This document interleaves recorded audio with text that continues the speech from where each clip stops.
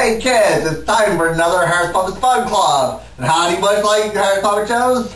Quite amazing. It's quite amazing like you would imagine. Quite amazing like you would imagine. And we've got a lot of great stuff, a lot of great fun. We're going to do your favorite dances like your brothers and sisters used to do. It's really amazing. And it's really amazing. Here we go!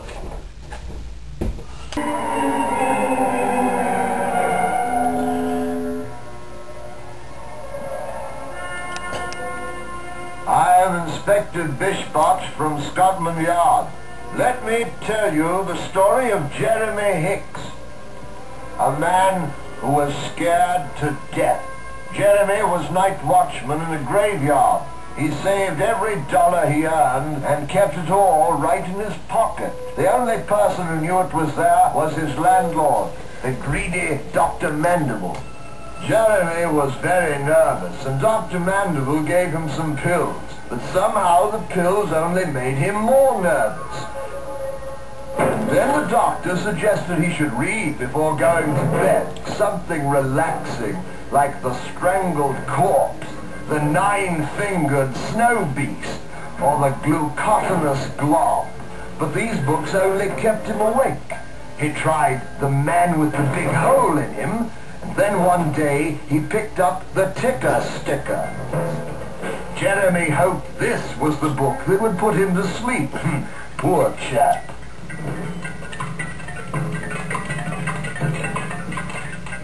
Dr. Mandible knew Jeremy like the inside of a clock. He knew Jeremy had a weak heart and a weak brain, and that his insides might break down at any moment.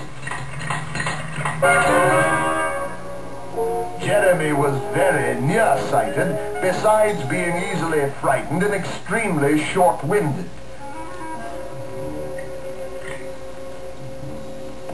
When he heard an unusual noise, he would imagine the most horrible things happening right before his eyes. On this unhappy day, he put out his hand and touched a thick slime on the floor. He went trembling to the window. It was blood. He ran to get Dr. Mandible, but somebody had locked the door.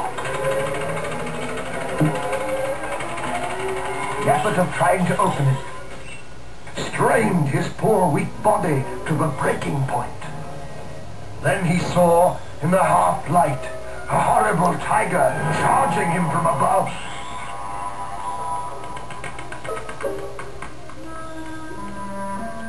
He heard a lion roaring in the darkness, and something dripping onto the floor.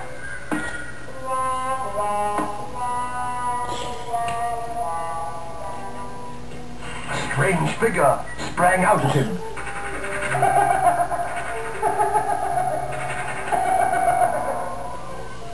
But when he struck back, Wow, wasn't that a great cartoon? I knew you'd like it. I enjoyed it as much as I did. And we heard a few jokes. What did you ever say when you heard a chainsaw? They're playing my song. How does Monster count to 19 on his fingers? How do you tell a monster from an elephant? Simple. A monster remembers. How do you know stones are awfully worried? Because they're afraid someone will take it for granted. Why are mummies good spies? Because you're good at keeping things under wraps. You hear about the vampires who got married? It was love at first bite. What do you call a skeleton lies in bed all the time? Lazy bones. What do you call the most powerful pooch in the world? Super pooch.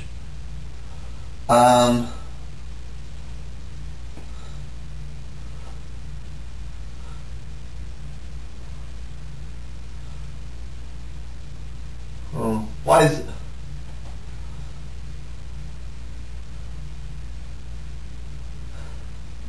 What do you call a man who goes batty all the time?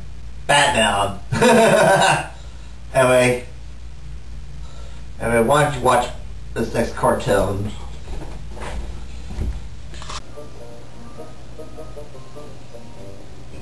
One, two, three, four. I got a little story to tell you. Once upon a time there was a Valentine's Day bear.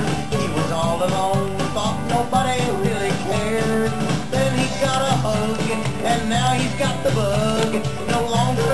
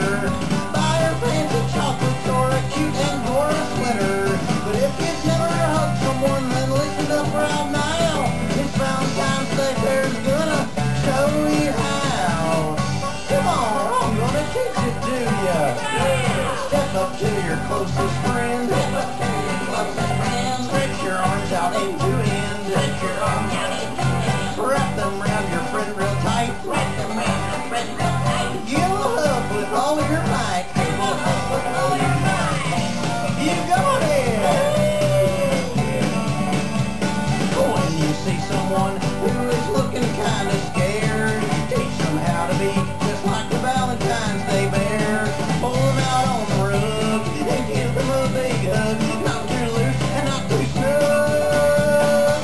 Big old bear hug, that's just what it needs now. That's Valentine's Day gift you can share. Big old bear hug, that's just what it needs now. You're better than a millionaire there. Than an official Valentine's Day bear. Big old bear hug, happy Valentine's Day. Next we got Harris Pups about Tom Savini, who's a makeup artist. Quite amazing. And we want to take some time to read some viewer mail. Dear Ted Harris, my name is Lisa from Boulder, Colorado. Last week my parents got divorced and we broke up. Did I do something wrong? Is there any way I can get my parents back? Silly. Lisa Wilson from Boulder, Colorado. Well, Lisa, there are all kinds of families out there. Just because your parents don't love each other doesn't mean they don't love you anymore. Anyway, there's all kinds of families out there. Some children love with just a parent, just with one parent, or with an older sister or brother, or grandma's grandparents, or with foster parents. Sometimes might not see their parents for weeks, months, maybe even years at a time. Just because your parents don't love each other doesn't mean they don't love you. You'll be a family in your own heart. Don't worry, you'll be alright. Thank you.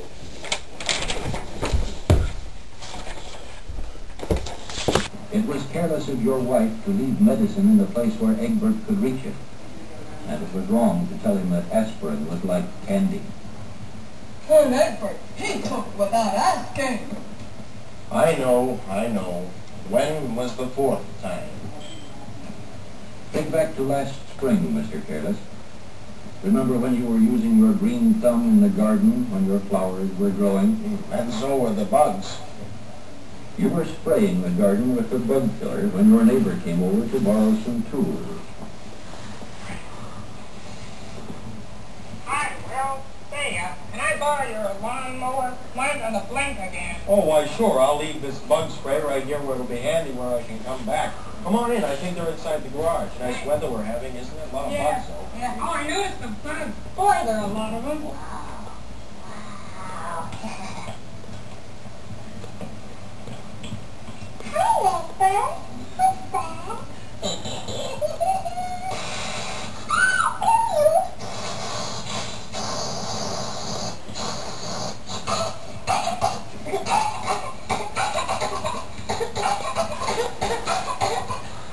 Hi, Egbert.